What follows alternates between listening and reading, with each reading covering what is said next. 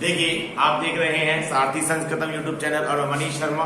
आप सभी का हार्दिक स्वागत करता हूं हमारे इस वीडियो में। और हम अध्ययन कर रहे हैं संस्कृत विषय का, और आज का जो हमारा टॉपिक है वो है अव्यय का।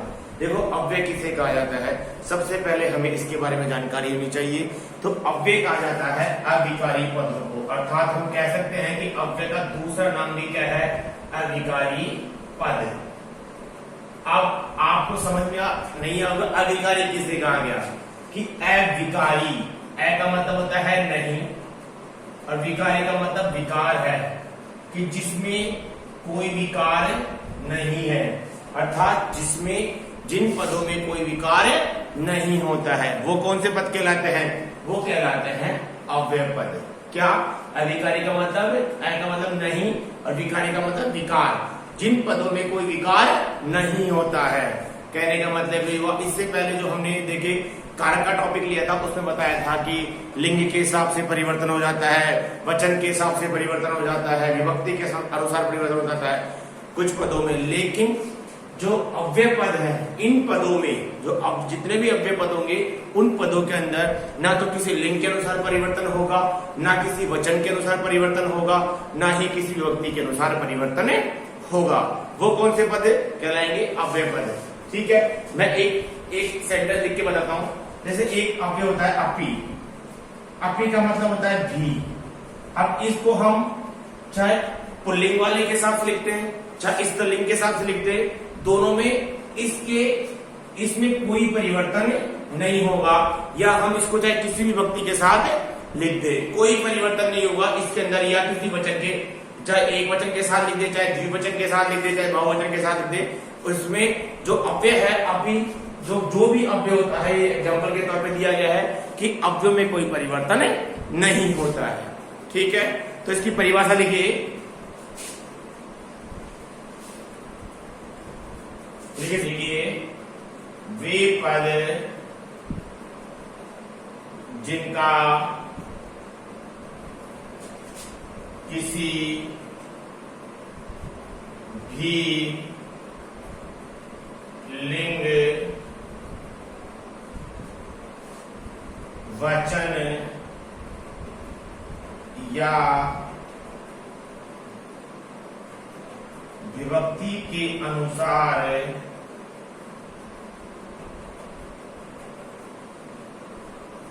परिवर्तन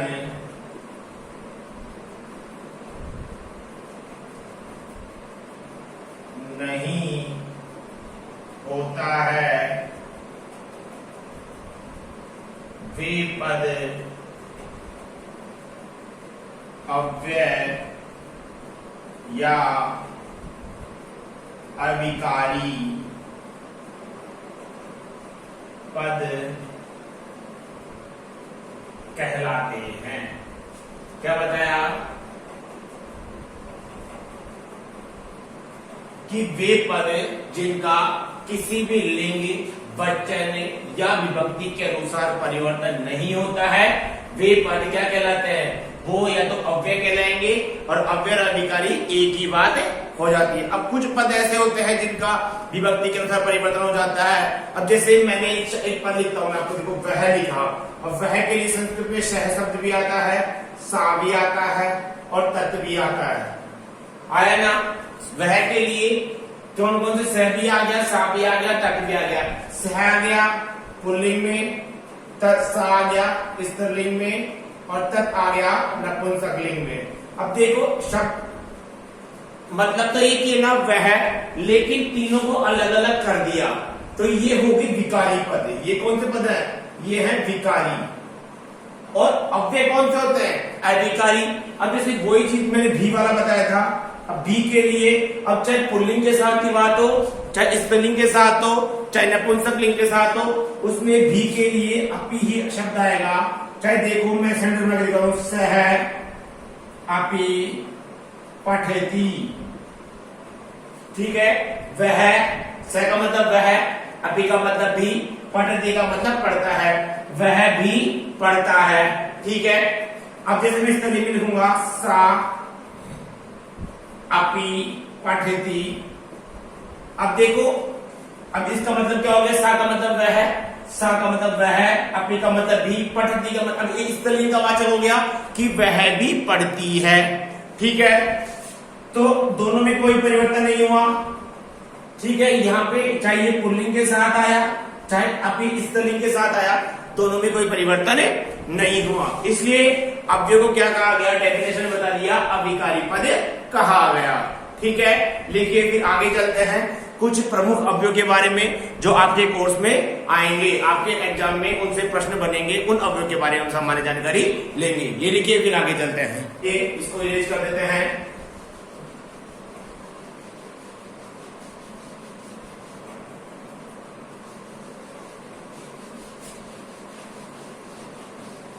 अब देखिए कुछ अव्यय, सबसे पहले मैं अपी अव्यय ले लेता हूं और आपको इससे सेंटेंस बना के बताऊंगा। अपी का मतलब होता है भी।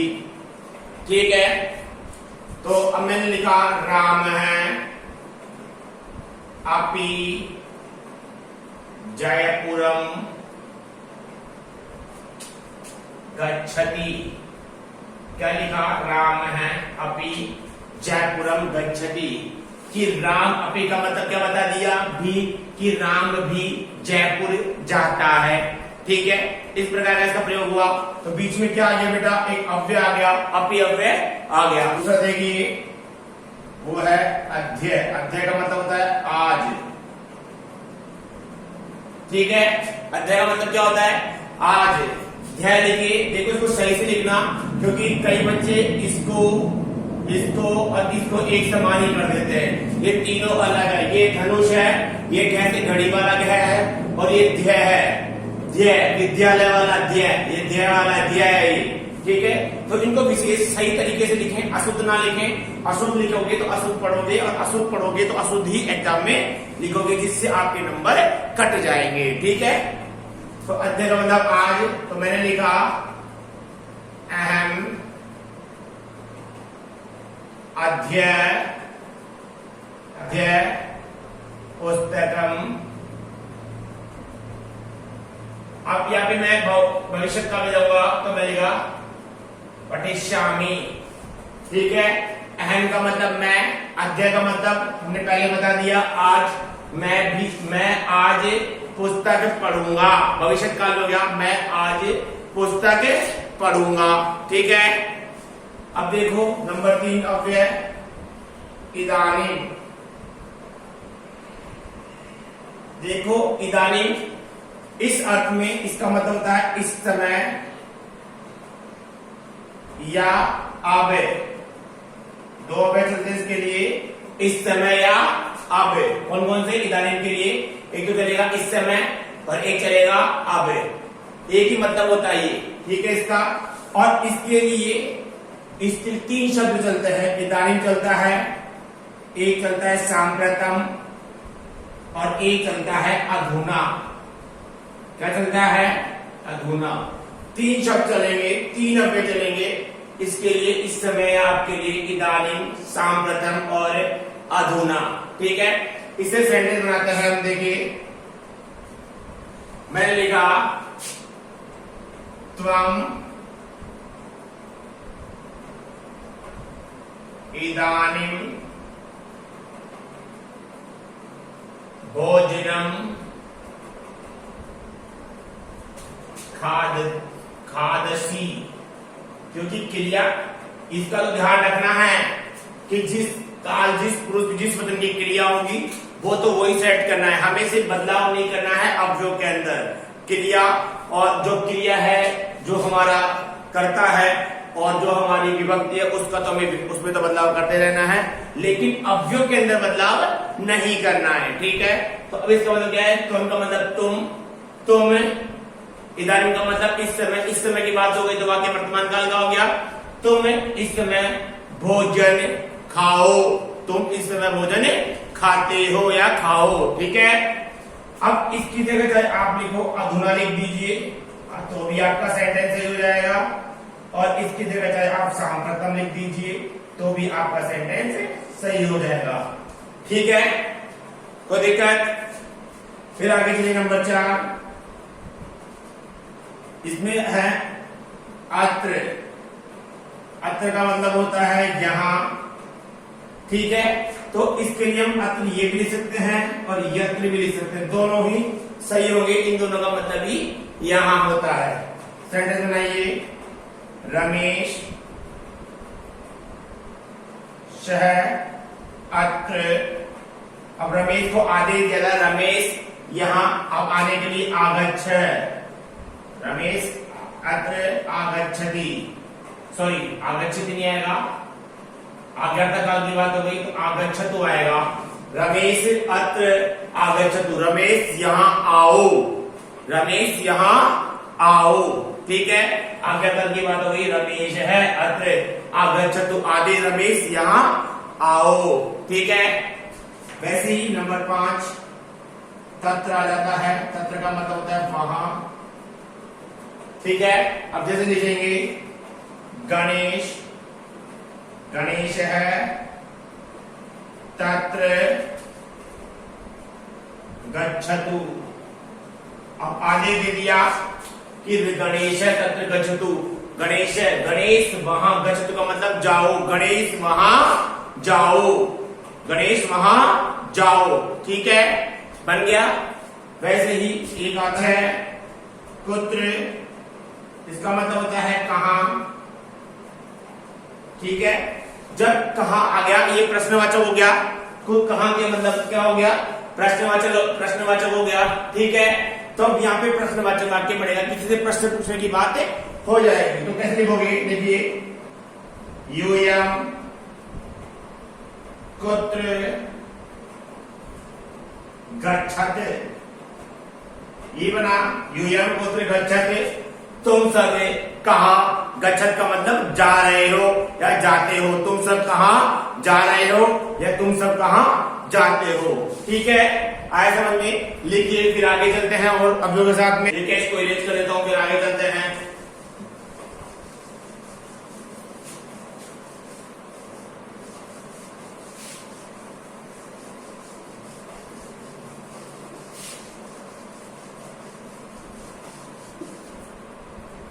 एक आता है नंबर 7 लिखिए यदा, यदा का मतलब होता है जब, ठीक है।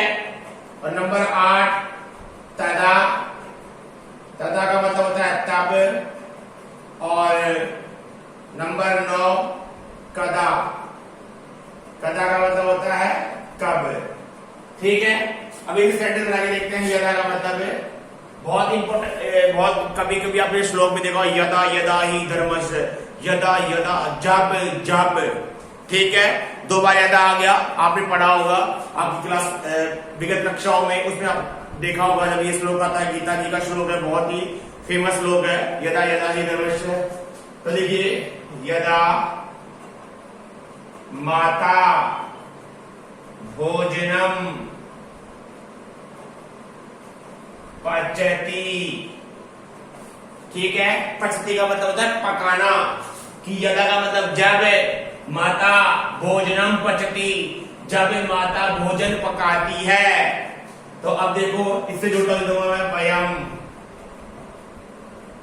तदा भोजनम खादामः,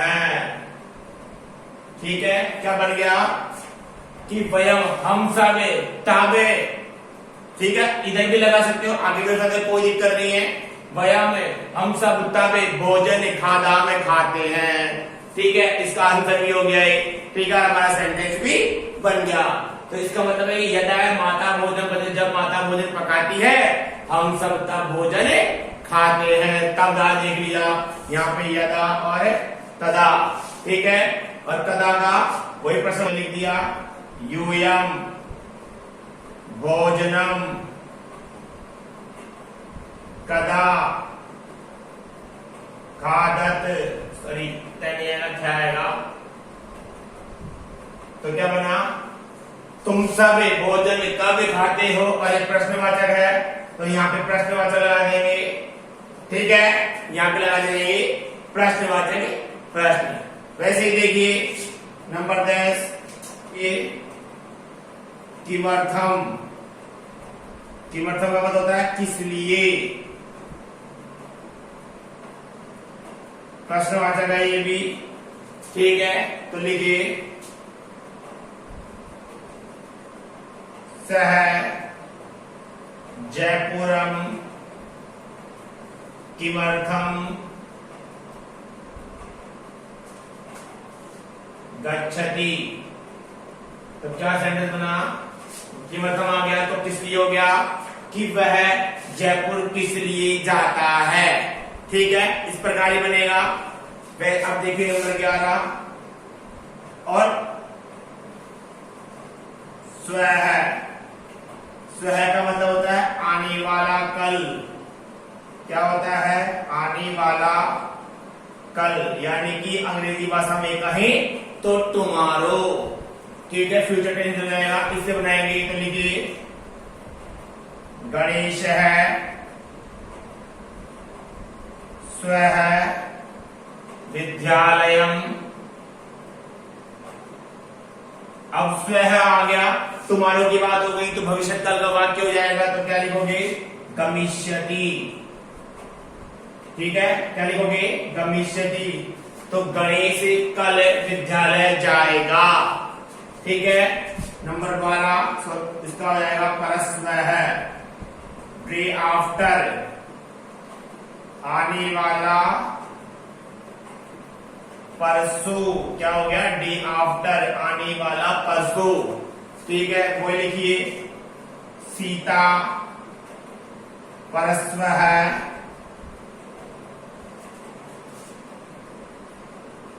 पुस्तकम, वही भविष्य काल पठिष्यति, सीता परसों पुस्तक पढ़ेगी, ठीक है। वैसे ही नंबर 13 देखिए रिय। रिय का मतलब होता है बीता हुआ कल, यानी कि यस्टरडे। क्या, यस्टरडे, बीता हुआ कल। सेंटेंस बनाओ, जब बीता हुआ कल, जब यस्टरडे की बात हो जाएगी तो वाक्य कौन से काल चला जाएगा, वाक्य चला जाएगा भूतकाल के अंदर, ठीक है। तो लिखो अहम रिय है पुस्तकम अपठम, ठीक है। अहम का मतलब मैं कल पुस्तक पढ़ा था, या मैंने कल पुस्तक की पढ़ाई करी थी, भूतकाल में चला गया। वैसे ही नंबर 14 पररिय है, ठीक है। ये बनेगा पररिय का मतलब बीता हुआ परसों, ठीक है। क्या आएगा, बीता हुआ परसों। अब इससे सेंटेंस बना के देखो आप, त्वम पररिय है विद्यालयम। अब भविष्य काल, सॉरी भूतकाल का बात हो गई, तो आ गया तो क्या लिखोगे, गच्छ है, गच्छ है, ऐसे आता है ना। तुम परसों विद्यालय गए थे, आया समझ में। इस प्रकार से इसकी सेंटेंसेस बनेंगे, ये जितने भी अवयव है उनका प्रयोग करते हुए, ठीक है। लिखिए फिर आगे चलते हैं, फिर आगे चलते हैं और अवयव के साथ में जो इंपॉर्टेंट अवयव है आपकी,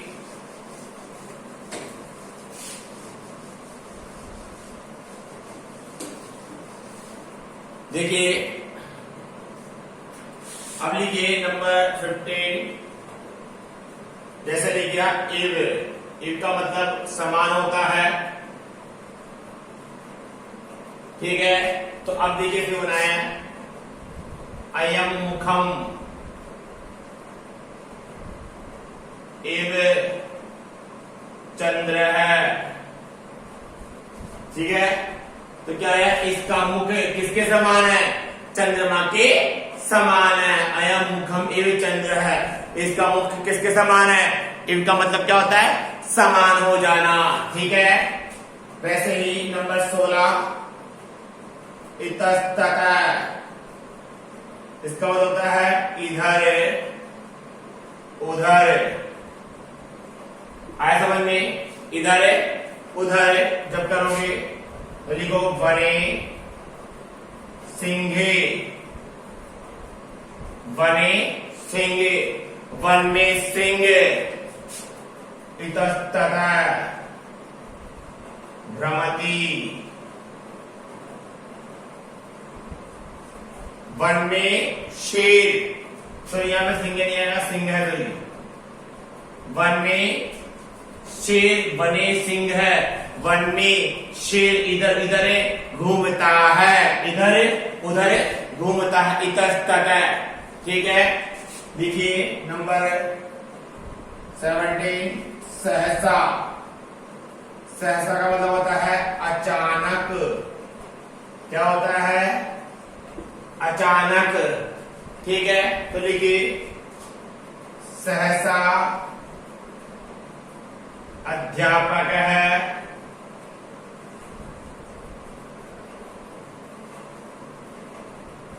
कक्षायाम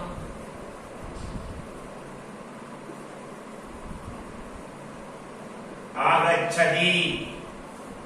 ठीक है, सहसा आ गया, अचानक ही अध्यापक कक्षा में आ जाते हैं, अचानक ही कक्षा में अध्यापक आ गए। ठीक है, वैसे लीजिए नंबर 18 उच्चय, उच्चय का मतलब होता है जोर से, किसे जोर से। ठीक है, तो लिखिए सिंह उच्चय गर्जती, सिंह जोर से गरजता है, क्या आया सिंह जोर से गरजता है, यही आया। ठीक है, फिर आगे चलिए नंबर 19। अब देखो दो अव्यय मिलकर आते हैं कदापि, तो यहां पे संधि रहेगी गुण वृद्धि संधि, कदा प्लस अपि। ठीक है, ठीक है, अब इसका हो जाएगा काव्य और इसका भी, अब इन दोनों को मिला के लिखेंगे कभी भी, क्या लिख देंगे कभी भी। ठीक है ना, ये हो जाएगा इसका अर्थ कभी भी, कदापि का क्या हो जाएगा कभी भी। ठीक है, लिखिए इसको, इससे बनाइए सेंटेंस, अहम कदापि अध्ययनम